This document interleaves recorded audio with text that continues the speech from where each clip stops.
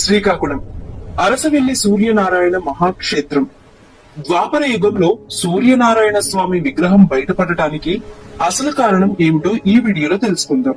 ద్వాపర యుగం చావు బతుకులో నీటి కోసం ఎదురు చూస్తున్న ప్రజల రోదనతో బలరాముడు తన నాగరితో నేలను చీల్చగానే భూమిలో దాగి ఉన్న జలశక్తి నేలపైకి వచ్చింది.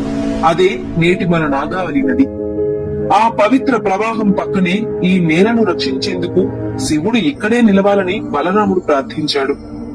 దేవతలంతా చేరి ఉమారుద్ర కోటిలింగేశ్వరుని ప్రతిష్ఠించారు. ఈ మహా కార్యానికి సాయంత్రం ఏకాంత సమయానికి చేరుకున్న ఇంద్రుడు శివపార్వతుల దర్శనం కోరగా నంది అతన్ని అడ్డుకున్నాడు. అవమానంతో మండిపోయిన ఇంద్రుడు దూసుకెళ్లగా నంది ఒక్క కొమ్ముతో అతన్ని ఆకాశంలోకి విసిరేశాడు. ఇంద్రుడు రక్తమోడుతూ నేలపై కూలిపోయాడు. అప్పుడు ఒక అగ్నిజ్యోతి అతని ముందుకు ప్రత్యక్షమైంది. అది సూర్యుడు. కలియుగంలో భూమిని రక్షించేందుకు నేను ఇక్కడే కొలువవుతాను అని సూర్యుడు చెప్పాడు. నువ్వు పడిన నేలను వజ్రంతో చీల్చు, నా నిజరూపం బయటపడుతుందని సూర్యుడు చెప్పారు. ఇంద్రుడు వజ్రాయుధంతో నేలను కొట్టగానే భూమి హృదయం పగిలిపోయింది. అందులోంచి వెలిగింది దివ్యమైన అరుణశిలతో స్వయంభూ సూర్యనారాయణ స్వామి. ఆ విగ్రహం వెలసిన క్షణంలోనే ఇంద్రుడి శరీరంలోని ప్రతి గాయం, ప్రతి నొప్పి ఒక్క క్షణంలో మాయమైపోయింది.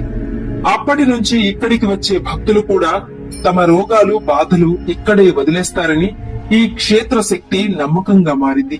ఇంకా అద్భుతం ఏమిటంటే ఏడాదికి 2 సార్లు మాత్రమే, మార్చి మరియు అక్టోబర్ లో పొద్దున్న తొలి సూర్య కిరణం గర్భగుడి చీకటిని ఛేదించి స్వామి పాదాలపై పడుతుంది.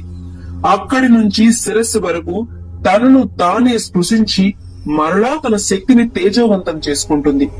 ఇది నిర్మాణం కాదు, సూర్యుడు తన రూపాన్ని తాకే క్షణం. కృష్ణావతారం ముగిసిన తర్వాత కల్కి ఉదయించే వరకు ఈ భూమిని రక్షించేందుకు వెలసిన ఏకైక మహాక్షేత్రం శ్రీ అరసవెల్లి సూర్యనారాయణ స్వామి క్షేత్రం.